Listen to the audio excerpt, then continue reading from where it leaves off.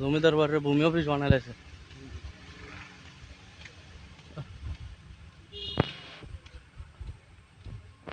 মানে আগের সব স্মৃতিগুলি রাইখা দিছে, পাশানে একটা ভূমি অফিস বানাই দিছে।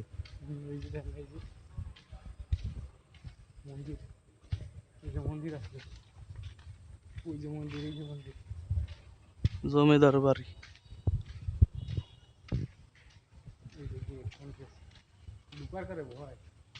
না, ভিতরে জান যাবো না, ভাঙ্গা ভাঙ্গা পড়ে এলে। আগে কত ঘুরছি, কিন্তু বর্তমানে অবস্থা খারাপ হয়ে গেছে।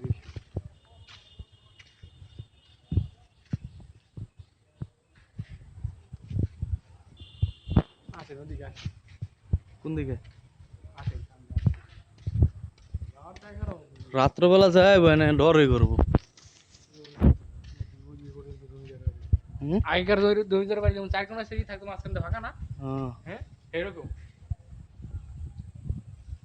চলো,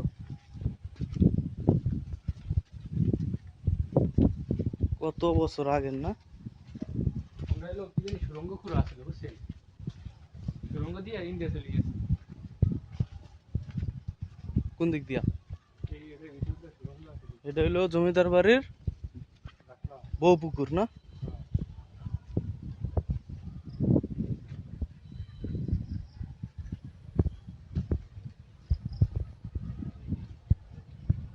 ও, ওই বিল্ডিং এর পরে দিয়ে যে একটা কত বড় বিল্ডিং। ওটা এক জয়েন্ট হয় বিল্ডিং। এদিকটা আসে। ভিতরে যাবা?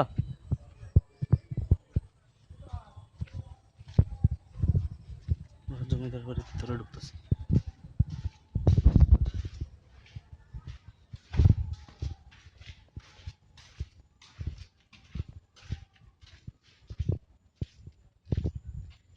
হাইস, এগুলি সব জঙ্গল হয়ে গেছে।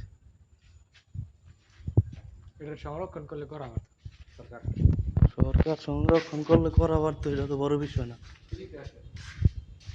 আমার তুমি ডর করতেছে।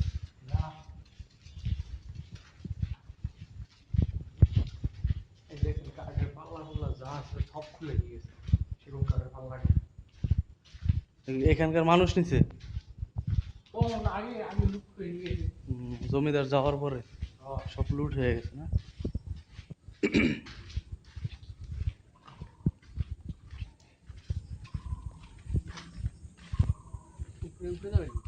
না না, উপরে যাম না।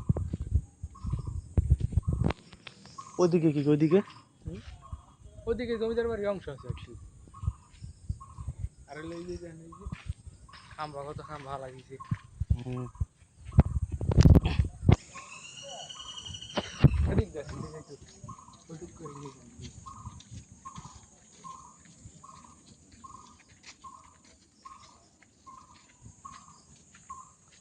কি পুরনো, এটা কয়শো বছর?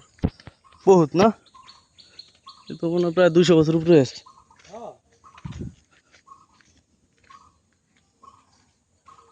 অবস্থা দেন না, চেহারা দেখলে একটু বোঝা যায়।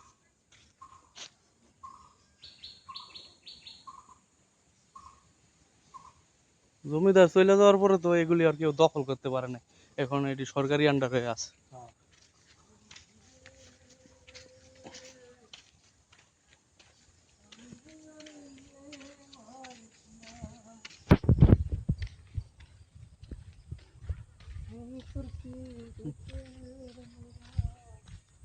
ভূতের ছবি করানোর লেগে এবারে ঠিক আছে, পারফেক্ট।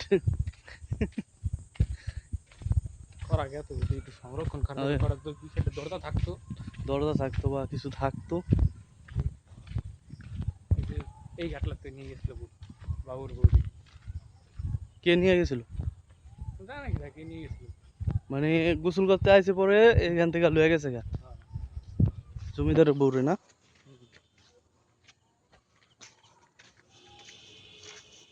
পুকুরটা কি সিস্টেম ছিল দেখছো? এইটা এনে মানে ওদিক যায় এই জায়গায় গোসল করতো না, এই জায়গায় বউরা গোসল করতো তো মহিলারা, তাই জন্য ই করেছে তাই। দেওয়াল করে দিছে। হ্যাঁ, বট গাছ হয়ে গেছে এই উপরে।